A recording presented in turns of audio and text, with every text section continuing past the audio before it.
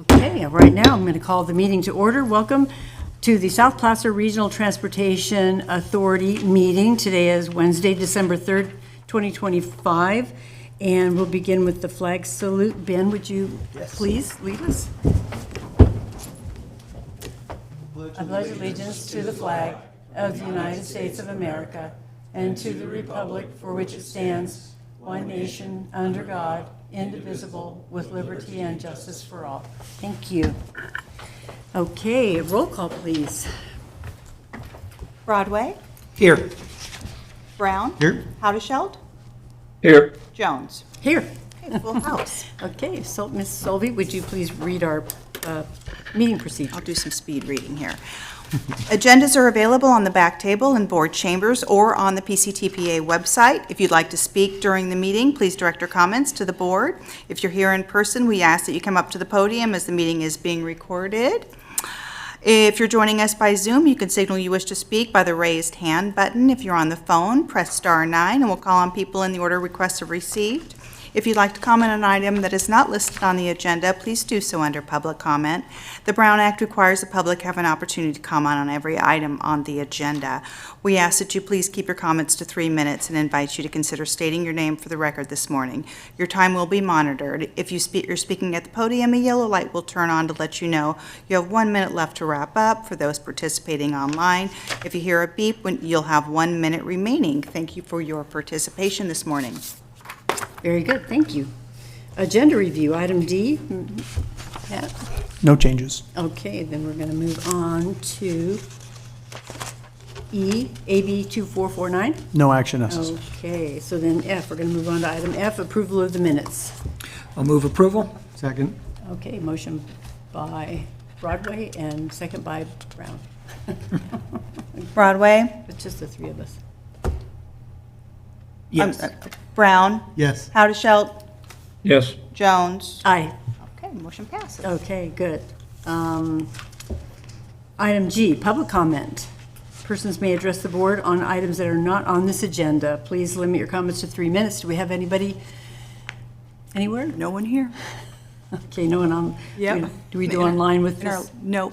Okay. Yes, we do have somebody online. Okay, Yeah. okay. All right, then we're going to move on to H, the consent calendar. Items are expected to be routine. Do we, anything take off, discuss? No? Already? I'll move approval. Okay. Second. Okay, motion and a second. Okay, Broadway. Yes. Brown. Yes. Howdesheld. Yes. Jones. Aye. Motion passes. Okay, so we're going to move on to the public hearing.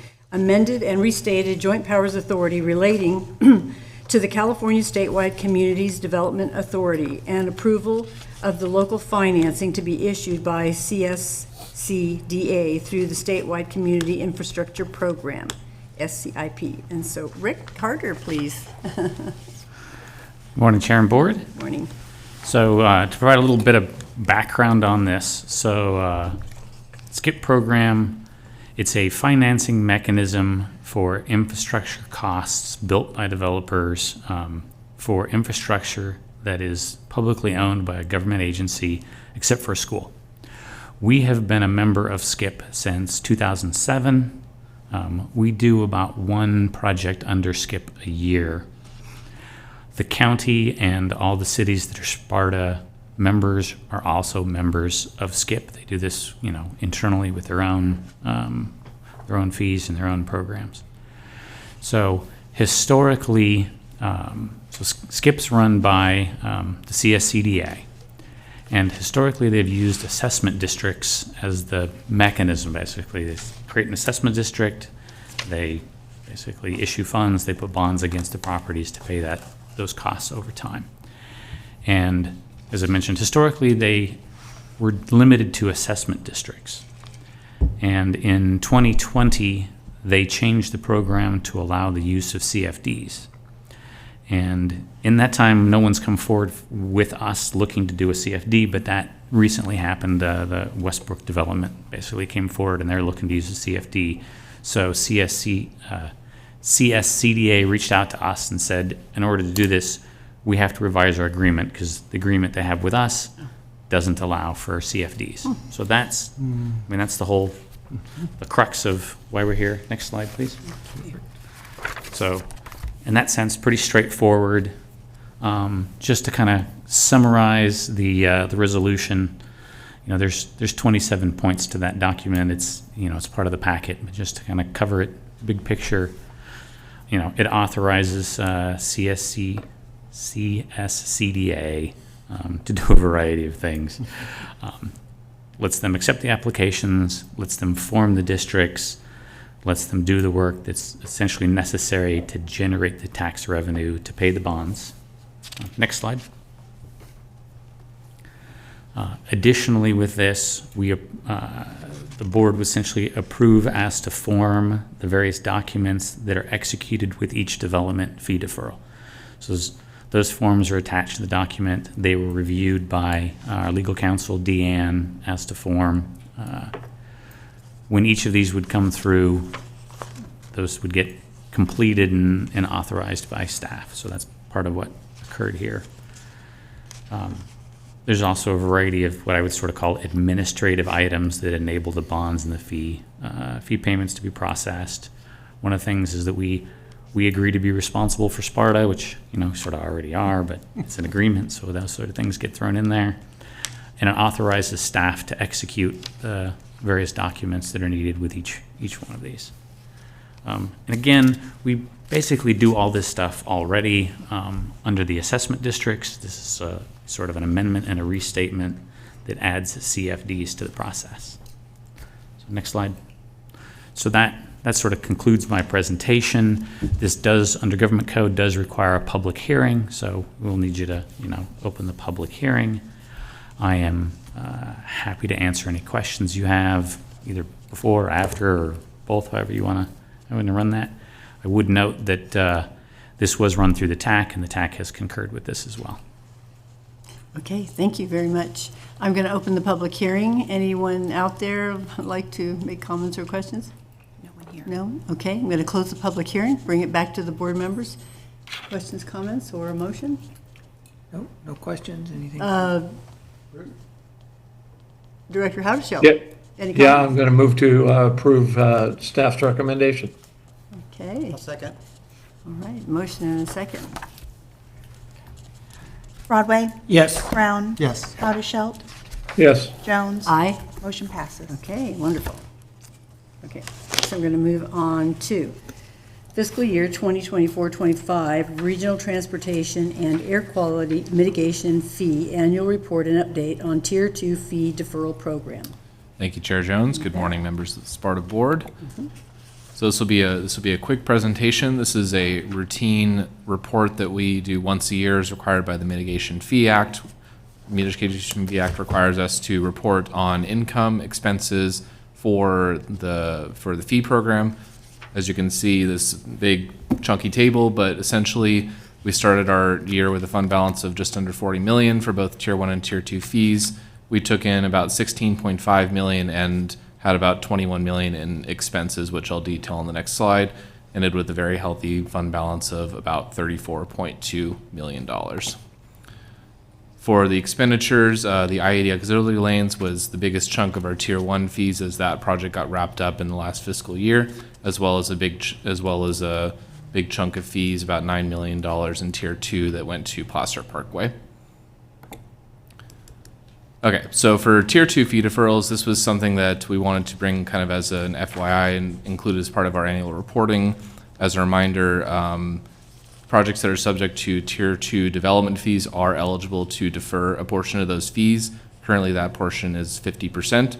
The deferred portion of the fees are paid in 30 years to Sparta, typically through a community facilities district or some other similar financing mechanism. So to date, this is as of the end of the last fiscal year. So we've deferred, there's been just under 8,000 DUEs that have been approved for deferral. And these are proposed by the developer. They are sent to your staff at the jurisdictions, and then they're sent to Sparta staff for approval to defer those 50% of the fees. About 6,000 of those have been deferred, and which remains about 1,800 left. So the current Tier 2 residential fee is about $8,600, and so the current value of those deferred fees is about $23.5 million, and the total value when you include those that have have been approved but have not yet been deferred, it's about 31.4 million. And as a reminder, Tier 2 does primarily fund Placer Parkway. It's 99% of it goes to Placer Parkway project. With that, recommended action is to accept the report, and happy to take any questions. Okay, very good. Board members, does anyone in the public, anyone online? Chair, I did have a question, and I apologize, Corey, if I missed this in your presentation. These deferrals are interest-bearing, is that correct? I'm sorry, could you repeat that again? Yeah, so when fees are deferred, there is interest accrued on those fees, correct? Yes. So, and actually, thank you for bringing that up. So the way that the fee deferral program works is when in 30 years, when the deferrals become due, essentially the CFD is supposed to be set up to pay off those fees at the current Sparta rate. So Sparta fees will continue to inflate at, right now it averages about 3%, so it'll continue to inflate so that when the fees become due, they would be payable in the fee amount in 30 years. Okay, thank you, Corey. Okay, did you say we have a public commenter?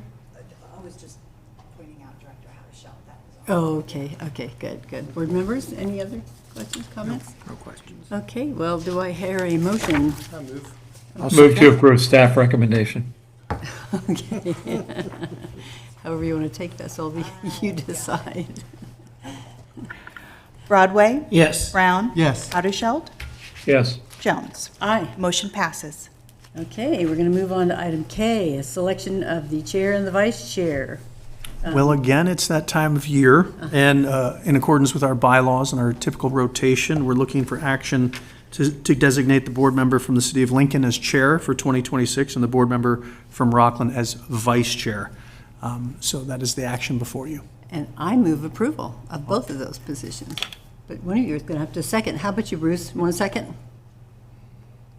Second. Okay. Broadway?